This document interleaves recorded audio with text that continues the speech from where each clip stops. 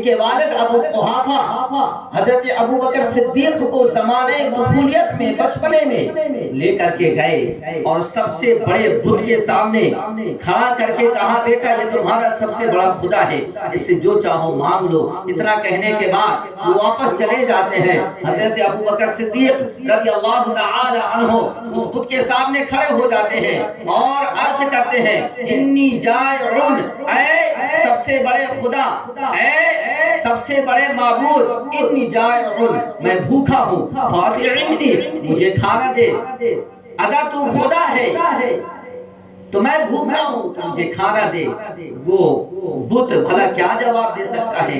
ابو بکر صدیق نے دوسری مرتبہ کہا انی عارم، میں برہنہ ہوں، میں ننگا ہوں، فاکسنی، مجھے کپڑا پہنا۔ وہ بت تو بت ہے، میرا بت بنا کھڑا رہا، کچھ جواب نہ دے سکا۔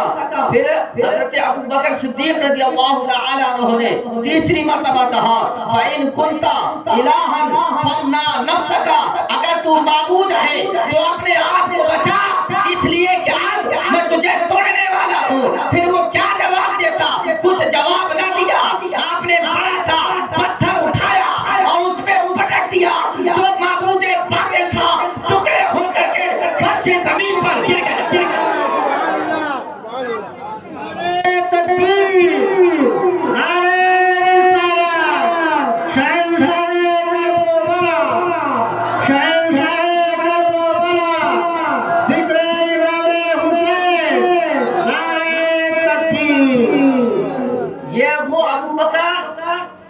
کہ جنہوں نے زمانے طفولیت میں کبھی بت پرستی نہیں کی، کبھی بتوں کے سامنے سجدہ نہیں کیا، اور آج ہمارا حال کیا ہے؟ دنیا میں ایک معمولی سی عہدے کے لیے ہم جا کر کے ہم بھی کرتے ہیں، قدم بھی کافروں کے چھوتے ہیں اور یوں ہی لگا لیتے ہیں اور پتہ نہیں کیا کیا کر دیتے ہیں۔ آج کے چند ووٹوں کے لیے مسلمان اپنے ایمان کا سودا کر دیتا ہے، اور کبھی یوں کھڑا ہو جاتا ہے تو کبھی یوں لگا لیتا ہے، تو کبھی جا کر کے ان کے قدموں میں ہاتھ رکھ دیتا ہے، تو کبھی کیا کر دیتا ہے۔ لوگوں سنو، آج تم خیروں کے تہوار کی مبارکباد پیش کرتے ہو، فلاں مبارکبادی، فلاں مبارکبادی، یہ کس لیے کرتے ہو کہ فلاں خوش ہو جائے تو مجھے ووٹ دے دے، فلاں خوش ہو جائے تو مجھے ووٹ دے دے۔ ایک میں بات بتا دوں، مسئلہ شریعت کا بتا دوں، ہماری شریعت میں اخیار کی تہوار کی مبارکباد دینا کفر ہے، اور ان کے سامنے یوں لگا لینا یا یوں کر دینا اگر تعظیم کی غرض سے ہے تو حرام ہے۔ مسلمانوں، ابو بکر سے سیکھو کہ زمانے قبولیت میں جب پورا عرب بت پرستی میں ڈوبا ہوا تھا، جب آپ کے والد نے بت کے سامنے کھڑا کر دیا، ابو بکر نے ایک تاریخ کا جملہ یہی کہا کہ فَإِن كُنْتَ إِلَٰهًا فَامْنَعْ نَفْسَكَ، اگر تم معبود برحق ہے تو بچا دے، میں تجھے توڑنے والا۔ لیکن ہم چند ووٹوں کے لیے آج اپنے ایمان کا سودا کر دیتے ہیں۔ کفر ہے جسے انسان کفر نہیں سمجھتا، ایمان ختم ہو گیا۔ اب تو نمازیں بھی پڑھتا رہے، روزہ بھی رکھتا رہے، جب تک تو دوبارہ توبہ نہیں کرتا اور کلمہ نہیں پڑھتا، تیری نمازیں بھی بیکار ہے، تیرا عبادت بھی بیکار ہے، تیرے سب کچھ بیکار ہے۔ ابو بکر نے ہمیں کیا درس دیا اور ہم کیا دے رہے ہیں؟ تھوڑے دیر میں آپ کے والد آ جاتے ہیں، انہوں نے دیکھا کہ ہمارا سب سے بڑا خدا تو زمین میں پڑا ہوا ہے، اور انہوں نے ابو بکر کو پکڑا، آپ کے والد ابو قحافہ نے، اور پکڑنے کے بعد آپ کی والدہ کے پاس لے گئے اور پورا واقعہ بیان کیا۔ تو اللہ اکبر، آپ کی والدہ نے کیا بیان کیا؟ کہا اے ابو قحافہ، ابو بکر کو برا نہ کہو، اس لیے کہ جب یہ پیدا ہوئے تو اس وقت میں نے سنا کہ ہاتھ پہ غیبی سے کوئی آواز دے رہا ہے یا امت اللہ ابشری بالولد العتیق، یا امت اللہ ابشری بالولد العتیق اسمہ فی السماء الصدیق لمحمد صاحب و رفیق۔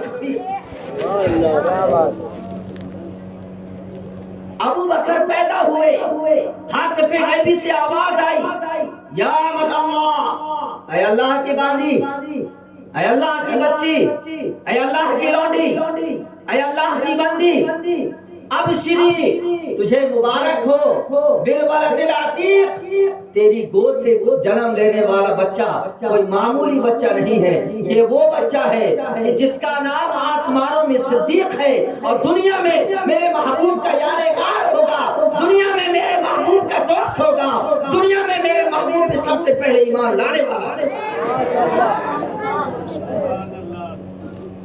یا امت اللہ ابشری بالولد العتیق اسمہ فی السماء الصدیق لمحمد صاحب و رفیق۔ یہ آپ کی والدہ نے بیان فرمایا، اس وقت جب آپ پیدا ہو رہے تھے تو آواز دینے والا نظر نہیں آیا، لیکن یہ آواز آئی تو حضرت ابوبکر صدیق رضی اللہ تعالی عنہ بے شمار خصائل کے مالک تھے، بے شمار عظمتوں کے مالک ابوبکر صدیق رضی اللہ تعالی عنہ۔ آپ کا حلیہ مبارک ایسا تھا، حضرت عائشہ صدیقہ رضی اللہ تعالی عنہ بیان فرماتی ہے کہ آپ کا رنگ سفید تھا، حضرت ابوبکر صدیق کا رنگ سفید تھا، بدن آپ کا اکیلا تھا، یعنی سنگل، نہ آپ بہت زیادہ دبلے تھے اور نہ آپ بہت زیادہ موٹے تھے۔ آپ کے جو یہ رخسار تھے، آپ کے جو گال تھے، یہ اندر کی طرف دبے ہوئے تھے، یہ پیشانی آپ کی چوڑی تھی اور آپ کا پیٹ یہ قدرے آگے بڑھا ہوا تھا کہ آپ لنگی یعنی تہبند باندھتے تھے تو وہ گھسٹ کر کے چلتی تھی، یعنی وہ پیٹ سے نیچے ہو جاتی تھی، آپ کا پیٹ قدرے باہر نکلا ہوا تھا۔ ان انگلیاں، یہ جو انگلیاں ہیں ان کی جو گھائیاں ہیں یہ قدرے چوڑی تھی، یعنی ان میں گوشت زیادہ نہیں تھا۔ تو یہ حضرت ابوبکر صدیق رضی اللہ تعالی عنہ کا حلیہ مبارک، آپ کے جسم میں بال زیادہ تھے اور آپ کے پیشانی سے ہمیشہ پسینہ شرابور رہتا تھا اور فکرے میں، اور آپ حضور نبی رحمت صلی اللہ علیہ وسلم سے بے انتہا محبت اور پیار فرمایا کرتے تھے۔ یہ حضرت ابوبکر صدیق رضی اللہ تعالی عنہ کا مختصر حلیہ جو میں نے آپ کے سامنے بیان فرمایا۔ حضرت ابوبکر صدیق رضی اللہ تعالی عنہ سب سے پہلے مردوں میں ایمان لانے والے ہیں، آزاد مردوں میں حضور نبی رحمت صلی اللہ علیہ وسلم سے سب سے پہلے آپ ایمان لائے ہیں۔ حضرت ابوبکر صدیق رضی اللہ تعالی عنہ افضل البشر بعد الانبیاء ہے، انبیاء کے بعد کائنات میں بشر میں سب سے افضل اگر کسی کی ذات ہے تو حضرت ابوبکر صدیق رضی اللہ تعالی عنہ کی ذات مبارکہ ہے۔ حضرت ابوبکر صدیق رضی اللہ تعالی عنہ کی حضور سے محمد کی، حضور سے محبت کی جو مثال ہے وہ اپنے انتہا کو پہنچی ہوئی ہے۔ حضور نبی رحمت صلی اللہ علیہ وسلم سے حضرت ابوبکر بہت زیادہ پیار فرمایا کرتے تھے۔ اللہ اکبر، ایک مرتبہ حضرت ابوبکر صدیق نے حضور صلی اللہ علیہ وسلم سے عرض کیا، یا رسول اللہ کیا ہمارا دین سچا نہیں ہے؟ تو حضور نے فرمایا، اے ابوبکر کیوں نہیں، ہمارا دین بالکل سچا ہے۔ تو ابوبکر نے کہا، یا رسول اللہ کیا ہم سچے نہیں ہیں؟ فرمایا بالکل سچے ہیں۔ پھر ابوبکر نے کہا، یا رسول اللہ کیا ہمارا خدا سچا نہیں ہے؟ حضور نے فرمایا کیوں نہیں، ہم سچے، ہمارا دین سچا، ہمارا خدا بھی سچا ہے۔ تو ابوبکر نے کہا، یا رسول اللہ ٹھیک ہے، چھپ چھپا کر کے تبلیغ کیسی ہے، اب کھلے عام تبلیغ کی جائے، کھلے عام اسلام کی دعوت دیا جائے۔ اللہ اکبر، یہ چھپ چھپا کر کے عبادت کرنا کیسا ہے، اب کعبے میں چل کر کے عبادت کی جائے، کعبے کا طواف کیا جائے۔ اللہ اکبر، حضرت ابوبکر صدیق رضی اللہ تعالی عنہ حضور نبی رحمت صلی اللہ علیہ وسلم کے ہمراہ اور کئی ایک صحابہ آپ کے ساتھ خانہ کعبہ کا طواف کرنے کے لیے جاتے ہیں۔ آپ خانہ کعبہ میں کھڑے ہوتے ہیں اور حضرت ابوبکر صدیق رضی اللہ تعالی عنہ کعبہ کی سیڑھیوں میں کھڑے ہو کر کے خطبہ ارشاد فرماتے ہیں۔ یہ اسلام کا سب سے پہلا خطبہ تھا جو پڑھا گیا تھا۔ جب ابوبکر صدیق نے خطبہ پڑھنا شروع کیا تو چاروں طرف سے کفار آئے اور آپ کے اوپر ٹوٹ پڑتے ہیں، آپ کے ساتھیوں کے اوپر ٹوٹ پڑتے ہیں، آپ کو مارنے لگ جاتے ہیں۔ یہ وہ ابوبکر ہے کہ ان کا روب و دبدبا ان کے قبیل والوں پہ تھا، ان کے خاندان والوں پہ تھا۔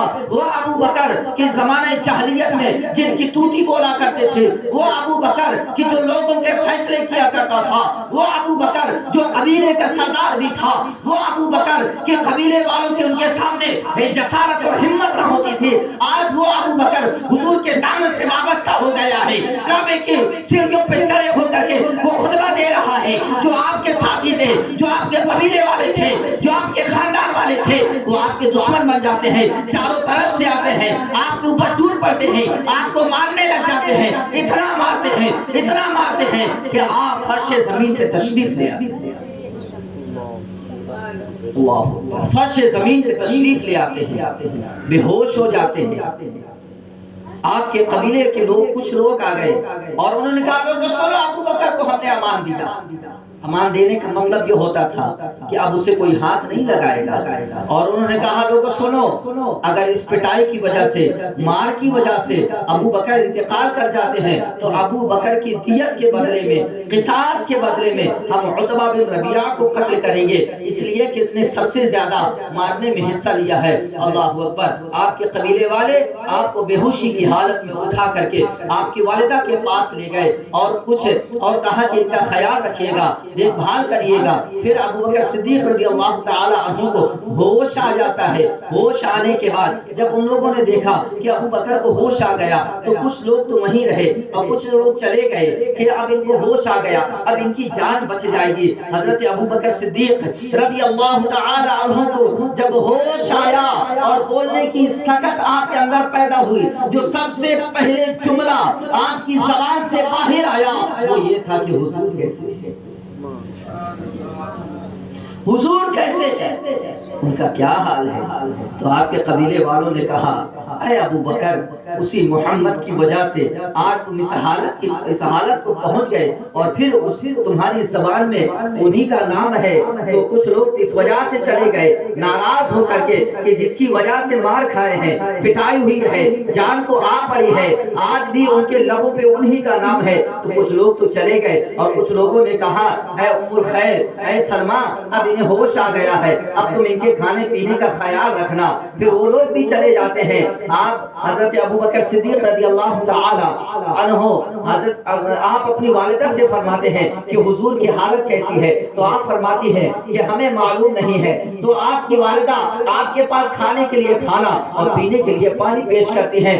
آپ فرماتے ہیں اے میری والدہ محترمہ، جب تک میں رخ زیبۂ مصطفیٰ کی زیارت نہ کر لوں، ابو بکر کے حلق سے نیچے پانی کا قطرہ بھی حرام ہے، کھانے کا نعمت بھی حرام ہے۔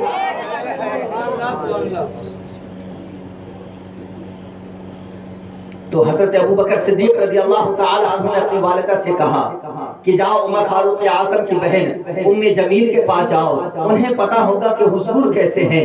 تو حضرت ابو بکر صدیق رضی اللہ تعالی عنہ کی والدہ محترمہ حضرت ام جمیل کے پاس جاتی ہیں اور ان سے پوچھتی ہیں کہ محمد کیسے ہیں، ابو بکر کی حالت کو دریافت کرتی ہیں۔ تو کیونکہ اس وقت تک آپ کی والدہ ایمان نہیں لائی، تو حضرت ام جمیل نے عمر فاروق اعظم کی بہن نے کہا کہ ہمیں پتا نہیں کہ محمد کیسے ہیں، لیکن چلو میں تمہارے بیٹے ابو بکر کو دیکھ لیتی ہوں۔ جب وہ ابو بکر کے پاس آئی، ان کے زخموں کو دیکھا، ان کے نشانات کو دیکھا، ابو بکر کے ترقتے ہوئے بدن کو دیکھا، ابو بکر کی چوٹوں کو دیکھا، تو ام جمیل کے آنکھوں سے آنسوں کے قطرات جاری ہو جاتے ہیں۔ تو ابو بکر عرض کرتے ہیں اے ام جمیل، حضور کیسے ہیں؟ تو چونکہ اس وقت تک آپ کی والدہ ایمان نہیں لائی تھی، تو ام جمیل نے آپ کی والدہ کی طرف اشارہ کر کے فرمایا کہ ان کی یہ ابھی ایمان نہیں لائے۔ تو ابو بکر نے کہا آپ ان کی فکر نہ کریں، بتا دو کہ حضور کیسے ہیں۔ ام جمیل نے کہا اے ابو بکر فکر نہ کرو، حضور خیریت سے،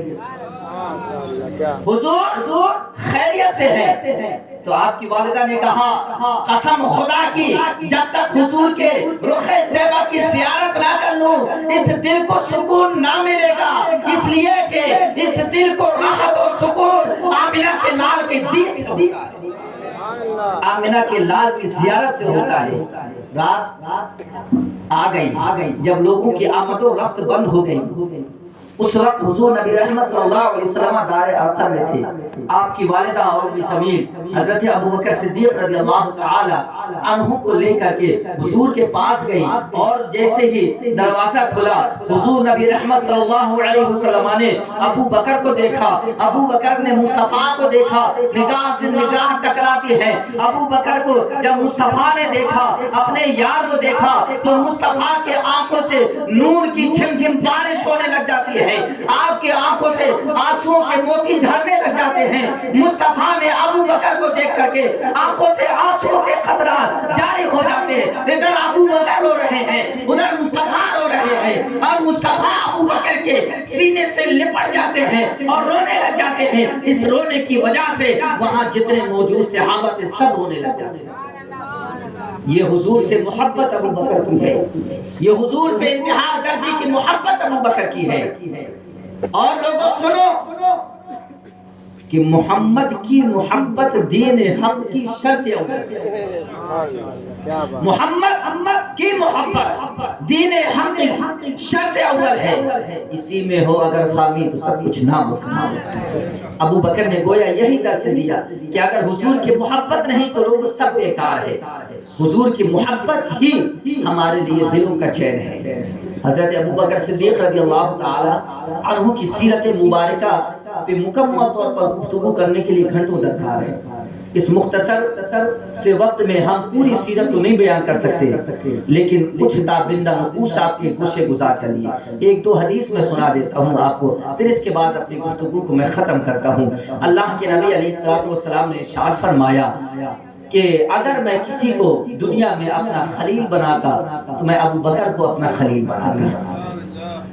اگر میں دنیا میں کسی کو اپنا دوست بناتا جس سے میں خلت کا تاج پہنا دیتا تو لوگ سنو میں ابو بکر کو بناتا. اور اللہ کے نبی علیہ السلام نے ارشاد فرمایا ما نفعنی مال احد قط ما نفعنی مال ابی بکر. مجھے کبھی کسی کے مال نے اتنا فائدہ نہیں پہنچایا جتنا فائدہ ابو بکر کے مال نے مجھے پہنچایا. جتنا فائدہ ابو بکر کے مال نے مجھے پہنچایا لوگوں کسی کے مال نے مجھے اتنا فائدہ نہیں پہنچایا. اور ایک مرتبہ حضرت عمر فاروق اعظم نے کہا جب اللہ کے نبی علیہ السلام نے لشکر کی مدد کے لیے لوگوں کو ابھارا ہوتا لوگوں راہ خدا میں صدقہ کرو, اللہ کی راہ میں صدقہ کرو. حضرت عمر فاروق اعظم رضی اللہ تعالی عنہ نے اس وقت کہا کہ آج میں نیکی میں ابو بکر سے آگے بڑھ جاؤں گا اس لیے کہ میرے پاس مال بہت ہے, اور آج میں راہ خدا میں مال ابو بکر سے زیادہ صدقہ کر کے نیکی میں ابو بکر سے بڑھ جاؤں گا. تو حضرت عمر فاروق اعظم رضی اللہ تعالی عنہ اپنا مال لے کر کے حضور کی بارگاہ میں حاضر ہوتے ہیں. حضور فرماتے ہیں ما بقیت لاہلک یا عمر, یا عمر, اے عمر اپنے گھر والوں کے لیے کیا چھوڑ کر کے آئے ہو. ما بقیت لاہلک یا عمر, اپنے گھر والوں کے لیے کیا چھوڑ کر کے آئے ہو. تو حضرت عمر فاروق اعظم رضی اللہ تعالی عنہ نے کہا یا رسول اللہ کل مال کا آدھا آپ کے پاس لے کر کے آ گیا ہوں اور آدھا اپنے اہل و عیال کے لیے چھوڑ کر کے آ گیا ہوں. کل مال کا آدھا حصہ آپ کے قدموں میں بچھا دیا ہے اور آدھا اپنے گھر والوں کے لیے چھوڑ کر کے آ گیا ہوں. پھر تھوڑی دیر میں کیا دیکھتے ہیں کہ ابو بکر چلے آ رہے ہیں. ان کے ہاتھ میں مال ہے, ان کے ہاتھ میں ایک پوٹلی ہے جس میں مال ہے, لیکن ابو بکر کے جسم میں جو کپڑا ہے وہ کوئی ریشمی کپڑا نہیں ہے, کوئی کاٹن کا کپڑا نہیں ہے, کوئی اونی کپڑا نہیں ہے. ابو بکر نے اپنے جسم میں ایک ٹاٹ لپیٹا ہوا ہے اور بٹن کی جگہ میں کانٹوں سے آپ نے اس ٹاٹ کے پیوند کو بند کیا ہوا ہے. اللہ اکبر. ابو بکر حضور کی بارگاہ میں مال لے کر کے آ رہے ہیں اور آپ نے جب مال حضور کے قدموں میں رکھا تو میرے حضور نے فرمایا ماں بقیت لاہلک یا ابا بکر, اے ابو بکر اپنے اہل و عیال کے لیے کیا چھوڑ کر کے آئے ہو. تو انہوں نے کہا لہم اللہ و رسولہ, یا رسول اللہ جو مال تھا وہ آپ کے پاس ہے, ان کے لیے اللہ اس کے رسول کو چھوڑ کر کے آئے. یا رسول اللہ جو مال ہے وہ آپ کے قدموں میں ہے, ان کے لیے اللہ اس کے رسول کو میں چھوڑ کر کے آ گیا. اور تھوڑی دیر میں جبریل آ گئے. تھوڑے دیر میں جبریل آئے, ان کے جسم میں بھی تاج کا لباس ہے. تو جبریل سے مصطفیٰ نے کہا جبریل آج تیرے جسم میں یہ لباس کیسا تو نور ہے، تیرے جسم میں نوری لباس ہے، لیکن آج میرا لباس تاج کا کیسا ہے؟ تو جبریل نے کہا یا رسول اللہ صرف میرا ہی نہیں، آج تمام فرشتوں کا یہی لباس ہے۔ یا رسول اللہ آج میرا ہی نہیں، تمام فرشتوں کا یہی لباس ہے، اس لیے کہ رب نے کہا جبریل آج میرے محبوب کا یار اپنے جسم میں تاج لپیٹے ہیں، یہ ادا مجھے اتنی پسند آئی کہ تمام فرشتوں سے کہہ دو آج ابو بکر کی سنت کو ادا کرو۔ یہ ابو بکر صدیق رضی اللہ تعالی عنہ کی ذات کریمہ کہ جنہوں نے اپنا کل مال حضور کے قدموں میں بچھا دیا، تو اس وقت حضرت عمر فاروق اعظم نے کہا تھا کہ میں اب نیکیوں میں کبھی ابو بکر سے آگے نہیں بڑھ سکتا۔ چاندنی رات ہے، ستارے پھیلے ہوئے ہیں، حضرت عائشہ کی گود میں حضور کا سر مبارک ہے۔ حضرت عائشہ نے پوچھ لیا جوش عقیدت میں، یا رسول اللہ کیا کوئی ایسا بھی شخص ہے کہ جس کی نیکیاں ان ستاروں کے برابر ہو؟ ان کا خیال تھا کہ حضور فرمائیں گے کہ ابو بکر۔ یا رسول اللہ کیا کوئی ایسا شخص ہے کہ جس کی نیکیاں ان ستاروں کے برابر ہے؟ تو حضور نے فرمایا عمر۔ حضور نے فرمایا عمر۔ حضرت عائشہ فرماتے ہیں یا رسول اللہ تو پھر میرے والد ابو بکر کا کیا ہوگا؟ ان کا خیال یہ تھا کہ میں جب پوچھوں گی تو حضور کہیں گے ابو بکر، لیکن حضور نے فرمایا عمر، تو آپ نے فرمایا یا رسول اللہ پھر میرے والد ابو بکر کا کیا ہوگا؟ تو حضور نے فرمایا اے عائشہ عمر کی تمام عمر کی نیکیاں ابو بکر کی ایک نیکی کے برابر ہے۔ عمر کی تمام نیکیاں ابو بکر کی ایک نیکی کی برابر ہے۔ آپ ستاروں کا شمار کر سکتے کتنے ستارے، اتنی نیکیاں عمر کی ہے، اور ان تمام نیکیوں کے برابر جو عمر نے اپنی زندگی میں کی ہے ابو بکر کی ایک نیکی کے برابر ہے۔ یہ شان سیدنا سرکار ابو بکر صدیق رضی اللہ تعالی عنہ کی ہے کہ جن کا لقب افضل البشر بعد الانبیاء کہ انبیاء کے بعد اگر کسی کا مرتبہ ہے تو انسانوں میں سب سے بڑا حضرت ابو بکر صدیق رضی اللہ تعالی عنہ کی ذات کریمہ ہے۔ اور حضور نبی رحمت صلی اللہ علیہ وسلم سے حضرت ابو بکر کی محبت کی انتہا کو بھی آپ نے کئی مرتبہ سنا ہوگا کہ حضور نبی رحمت صلی اللہ علیہ وسلم کی یادگار حضرت ابو بکر صدیق رضی اللہ تعالی عنہ ہے۔ غار ثور میں آپ کے یہ ایک لمبی اپنی تفسیر ہے، اس کے لیے بھی کم سے کم آدھا گھنٹے درکار ہے۔ میں آخری بات آپ کے سامنے بتا دوں کہ حضرت ابو بکر صدیق رضی اللہ تعالی عنہ نے ہمیں کون سا عقیدہ دیا ہے اور ہمیں کس عقیدے پہ عمل کرنا چاہیے۔ حضرت ابو بکر صدیق رضی اللہ تعالی عنہ وصیت فرما رہے ہیں، لوگ سنو جب میرا وصال ہو جائے، جب میرا انتقال ہو جائے تو مجھے غسل دے دینا، پھر مجھے کفن پہنا دینا، اور جب میرا جنازہ تیار ہو جائے پھر جب جنازہ پڑھ لینا تو میرے جنازے کو حضور کے روضے کے سامنے رکھ دینا اور کہہ دینا یا رسول اللہ آپ کا یادگار ابو بکر حاضر ہے، اگر روضہ انور کا دروازہ خود بخود کھل جائے تو مجھے حضور کے پہلو میں دفن کر دینا، ورنہ سامنے بقی شریف ہے مجھے بقی میں دفن کر دینا۔